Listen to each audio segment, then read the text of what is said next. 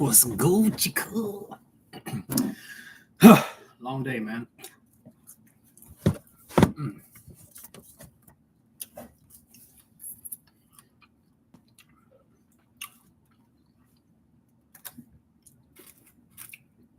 need sweet potato fries because I don't really get French fries anywhere I go. It's just bad for you. It's terrible. And these sweet potato has less sodium. You know, my doctors told me I gotta stop the sodium so much, at least for now, until my heart gets back into rhythm. So I'm trying to see what videos are on my random YouTube page. Let's see what we got. You just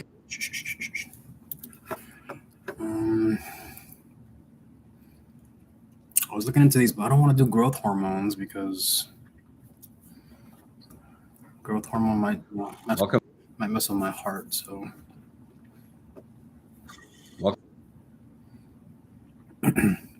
NA931. Welcome back to the Visser Podcast. I'm Dr. Richard Visser, and I've been getting a lot of comments from my last video, and that's why I had to interject this one, okay? If I'm running CJC, DAC, ipamorelin, tesamorelin, or even direct HGH injections, isn't that basically the same as NA931? Today, we're breaking it down, and I'm going to show you why these are not interchangeable. In fact, they work through completely different biological pathways. This is why this new development is so exciting, because it's a different pathway. It's giving us different results.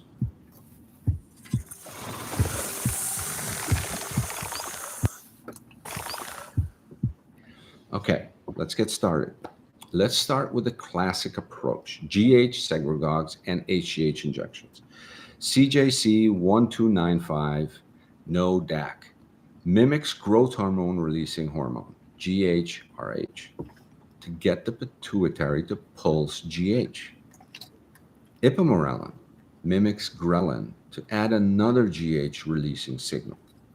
These are all available, right? These are all things that your TRT clinic or your bioidentical hormone replacement therapy clinic for women is working with, okay? So nothing strange yet. Okay, so tesamorelin, clinically approved GHRH analog, especially good for visceral fat reduction. Awesome. Okay, direct HGH injections, expensive.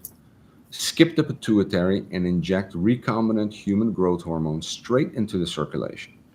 Now, all four approaches lead to the same intermediate step, more GH in the bloodstream. Okay, with me still here, right?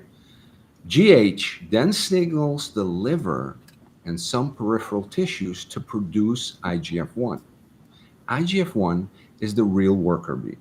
Muscle repair, tissue growth, collagen turnover, but remember, this route is indirect. Even direct HGH injections still rely on the liver's response. This is where the difference lies.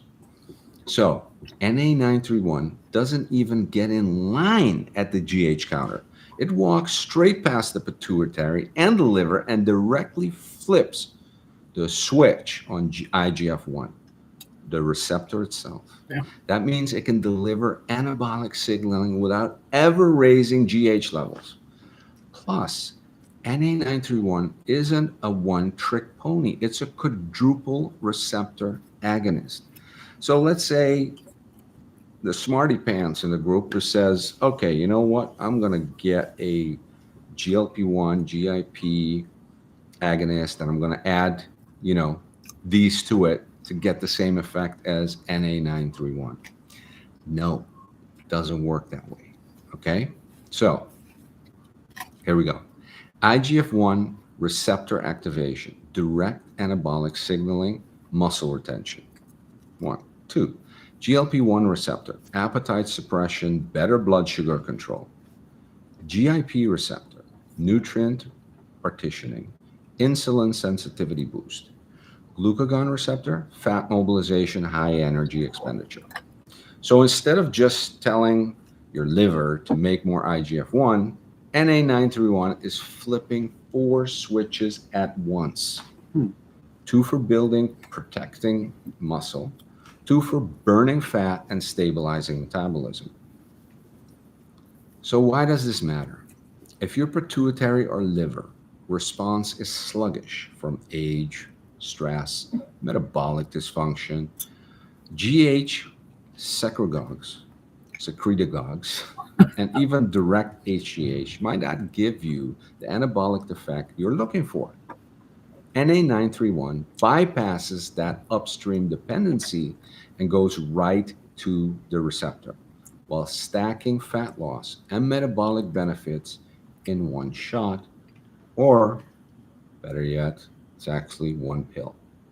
So, GH secretagogues and HGH injections are great for supporting recovery, tissue repair, keeping GH pulsatile, but they're upstream tools. NA931 is a downstream multi-pathway activator.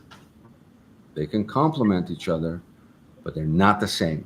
And using them as if they are will give you very different results. I'll show you a slide, side-by-side diagram of these two approaches, so you can literally see the fork in the road, so you can visualize it. One direct and one indirect, and why that matters for your results. If you like the deep dive like this, subscribe, share it with your training partner who still thinks GH and NA931 are twins. Until next time, we got more coming. So let's see if I can find I'm gonna try to find one. Man, yes, bro. Oh, they don't got it, dude.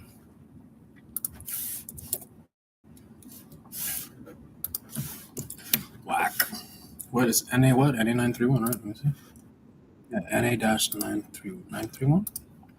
Yep, NA-931. This is some shit that only fucking clinics will probably get, bro. Usually this website has everything, bro. That's crazy. This is what I'm gonna try. Where is it? This one, but is it Nodac? I forgot if it was Nodac or was it Nodac? I forgot. Now I gotta do more research again. Fuck. I forgot which one I was gonna try.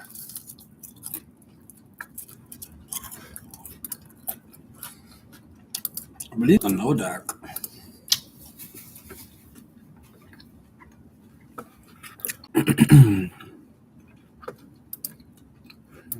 I got 4 milligrams.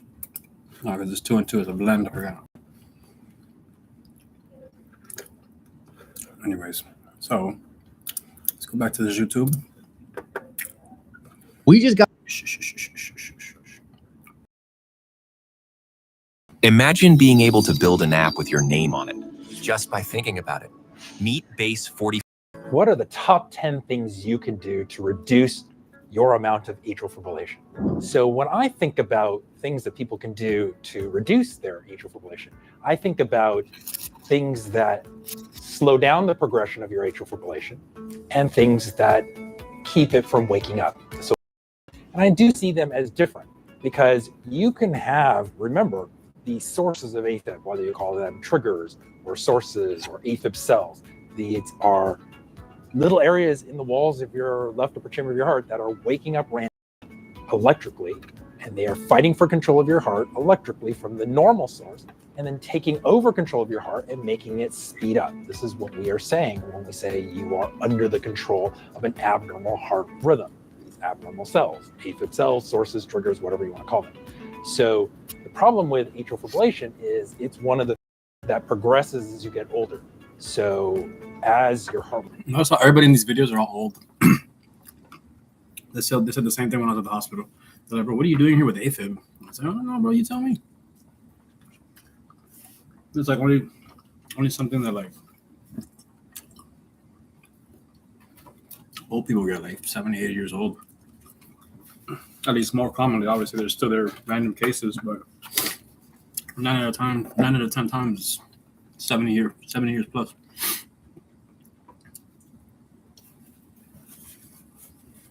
That's why it's so concerning to me, because I'm too young to be having these issues.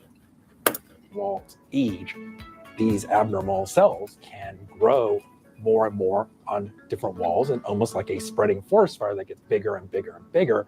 The more you have, the more it wakes up, the less it wants to go to sleep, and the more time you spend under the control of that abnormal rhythm with rapid heart rates. So the more time you spend in AFib.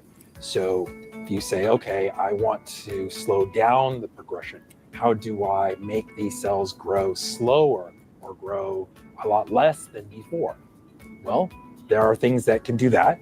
Then there are things that don't necessarily make the AFib cells grow or progress, but can wake them up. So if you only had a little bit of these AFib cells and it's not waking up that much because you just don't have that much yet, but you do certain things that trigger them awake, you can have a lot more episodes, and it may seem like you're at a later stage of the atrial fibrillation than you really are.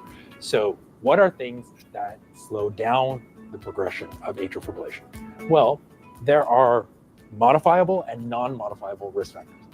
The non-modifiable risk factors, things like getting older, the changes in your heart from that, or any genetic predispositions, or structural heart issues, congenital. We're not going to really talk about that too much in this video. Those are the things you can't really do anything about. You can't stop yourself from getting older. I wish we could, but you can't. So that's certain things. But what are the 10 modifiable common risk factors that you can do something about that will slow down the progression? And you need to think of this similar to like a blocked heart artery. People would come in and say, hey, it took me 10 years to block up my heart artery from 5% to 50% to 80, 90%. And I finally cut off enough blood supply to have a heart attack. Well, if one of our plumber cardiologists opens up the blockage back down to zero, you want to keep that blockage from growing as slow as possible. You know that it can grow back. You know there are certain things you can do that will make it grow faster. Well, same kind of thing with atrial fibrillation. We talk about the things that cause stretching of the walls of the heart. The more you stretch this left upper chamber of your heart, the walls, the more these AFib cells grow. So number one, poorly controlled high blood pressure. This is a very common problem. Lots of people have high blood pressure, and even though they may feel fine, it is causing problems. It is causing stretch of the heart walls, and as you stretch the heart walls over time, you form more of these AFib cells, sources, or triggers, and so it will grow and it will wake up more and more. Plus, it can cause a bunch of other things, and you definitely want to have high blood pressure controlled, because if you don't, it's going to cause blockages in your heart arteries, causing heart attacks. It's going to cause blockages in your brain vessels, causing strokes. It can damage your kidneys, lots of things. So poorly controlled high blood pressure, number one, controlling that will definitely help slow down the progression of your atrial fibrillation. Number two, sleep apnea. Sleep apnea is a condition that lots of people have and don't know that they have. This is a condition where you don't breathe or stop breathing while you're sleeping, and it disrupts your sleep. So your breathing stops, you wake yourself up to breathe again, and it causes tiredness, but it also causes a lot of pressure in your heart that can cause stretching of the walls of your heart over time. And just like high blood pressure, that can lead to more atrial fibrillation. And there are screening tests that are now available that your primary care doctor can order to check to see if you have sleep apnea. Common signs and symptoms would be heavily snore, or your spouse says that they see you stop breathing, or you feel even though you're getting a good night's rest. But this is something that is very common in people with atrial fibrillation, causes progression of atrial fibrillation, and treating it definitely helps. Number three, being overweight. Being overweight puts a lot of stress on your heart over time. And your heart, the rest of your organs have to deal with the extra weight. You have to move and carry around all that extra weight. And it puts a lot of high pressure on your heart and in the chambers of your heart, such that it also causes stretching of the walls of your heart and leads to atrial fibrillation. There have been studies that have shown that the closer you are to your ideal body weight, the less atrial fibrillation you have, the less it progresses. In fact, some studies have actually shown that if you lose even 10 or 20 pounds, you can actually cause some reversal or some remodeling of your heart walls, where the dilation of the walls of the heart from being overweight actually can sometimes remodel and become less dilated, less stretched out, and you can actually reverse or reduce how much AFib you have. Now, it's unlikely that it's going to reduce or reverse it all the way to zero, but it definitely can make a big difference. And so not only does it keep it from progressing, it can even reverse it a little bit. And so the more you can lose weight, the better it will be for your atrial fibrillation. Number 4, diabetes. Poorly controlled diabetes is a big cause of inflammation in the walls of your heart. Diabetes is a common condition that people have where they don't produce enough insulin, or their tissues are insulin resistant, so it's hard to get blood sugar out of the bloodstream and into the cells of your body. And so by doing this, it actually causes lots of inflammation in the walls of your heart, which progresses or propagates the formation of more AFib cells. So if you do have diabetes, controlling your diabetes tightly and well can greatly slow down the progression of atrial fibrillation. Number 5, smoking. Smoking, besides all the risk of cancer and emphysema and chronic obstructive lung disease, it also causes lots of inflammation throughout your body, especially in your heart. So smoking definitely causes inflammation in the walls of your heart and definitely progresses your atrial fibrillation. So if you smoke, stopping smoking, not only will it reduce your risk of lung cancer, risk of emphysema, risk of heart disease, it will also slow down and reduce your risk of atrial fibrillation progression. Number 6, excessive alcohol intake. Now, alcohol can cause atrial fibrillation to progress a number of ways. First off, it has direct toxic effects. It causes lots of inflammation throughout your body, especially in the walls of your heart. And the inflammation can greatly accelerate the development of AFib cells. Plus, how often do you think about your poop? Some people think about their poop a lot, others not so much. Did you know? Sure, I was out of here. there are a lot of calories in alcohol. So drinking lots of alcohol can also lead to weight gain, which, as we said, weight gain puts a lot of stress on your heart. Pressures get higher inside the walls of your heart, and so it stretches the walls and causes stretching dilation, which also causes more atrial fibrillation cells. So alcohol can cause AFib both by stretching the walls of the heart, by increasing pressure, as well as generalized inflammation. So reducing or eliminating alcohol will definitely improve how much progression of your AFib. And alcohol can also trigger episodes of AFib. It doesn't just progress the cells, it also wakes up whatever cells you have in there. So you could be at an earlier stage of AFib, but you drink lots of alcohol, it could wake up more and seem like you're at a later stage. There's actually a condition called holiday heart. It's people who have very little atrial fibrillation, maybe tiny little bit of cells of AFib in the walls of their heart that aren't waking up very much on their own. It seems like mostly they're not in AFib, but then they binge drink alcohol over the weekend and they go into it for several hours. And they show up in the emergency room. Overnight, they get the alcohol out of their system, and then the AFib cells stop waking up and it seems gone. So this would be an example of atrial fibrillation being triggered by excess alcohol intake. It can both trigger atrial fibrillation to wake up, but it can also progress the AFib cells. It can do both. Number 7, processed foods. Now, it's hard with our Western diet to avoid processed foods. There's just lots of foods that are unhealthy and very processed, and they can cause generalized inflammation throughout your body, especially your heart. Plus, if you try to eat more vegetables, fruits, things that are less processed and healthier for your body, it can also lead to weight loss, which, as we said, being overweight greatly affects how much AFib progresses, so you can both lose weight and reduce the inflammation from your diet. So overly processed foods definitely causes more atrial fibrillation progression. Now, let's turn our attention to the remaining causes of atrial fibrillation, and these are more triggers of atrial fibrillation. So things that don't necessarily cause the AFib cells to grow and spread in the walls of your heart, but can definitely wake up the AFib cells and wake up more episodes of AFib, regardless of what stage you're at. Number 8 would be stimulants. So atrial fibrillation will wake up with any type of stimulant. This can be both external stimulants, such as coffee with caffeine, drugs, any type of stimulant. It can also be intrinsic stimulants, such as thyroid disease. If you have an overactive thyroid or hyperthyroidism, this is causing tremendous stimulation of your heart and your organs, and it can actually trigger or wake up more episodes of AFib. So any kind of stimulant can definitely trigger you to more AFib. So avoiding power drinks, caffeine, chocolate, various other stimulants will definitely reduce how often your AFib. Fuck. Did you just say chocolate? I just added like raw cacao to my coffee like a week ago. The week that I went to the hospital.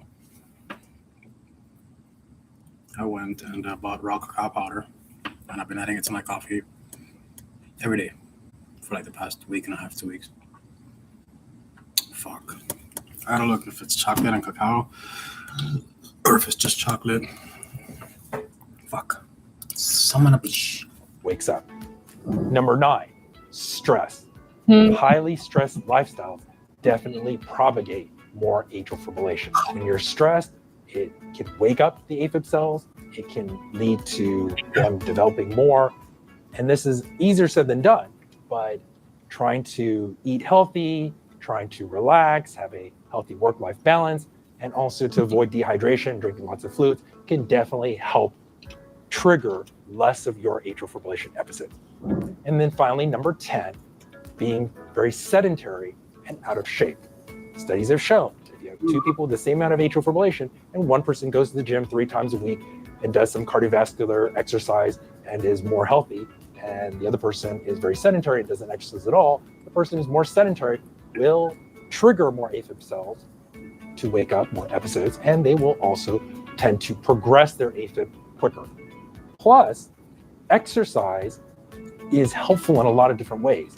It can help your heart be more conditioned, it can help you lose weight, it can help many of your other medical problems, and it just helps your heart do better with what it's got. So not only does it slow down the progression of atrial fibrillation and wake up less episodes of atrial fibrillation, it also is healthier and cause weight loss, which can reduce your atrial fibrillation, and cause less stress and less stimulation, which also can reduce your atrial fibrillation. So these would be the 10 things that people can do to not trigger their atrial fibrillation awake and not progress their atrial fibrillation. But remember, age alone can cause your atrial fibrillation to grow and progress to the next stages.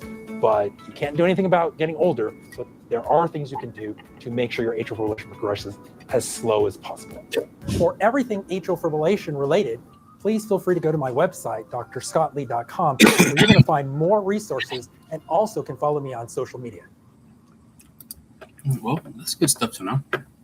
I avoided a stroke, my atrial fibrillation story. It's 34 minutes long. Chill, nigga, chill, nigga, chill. Fuck, that's crazy, bro. I can't believe I'm going through this shit right now, man. Fucking 25% heart. That's crazy. Well, it is what it is, bro. I make bad choices. I'm stressed out. I drink a lot of coffee, smoke. But I work out 5-6 days a week. So, like, what the fuck?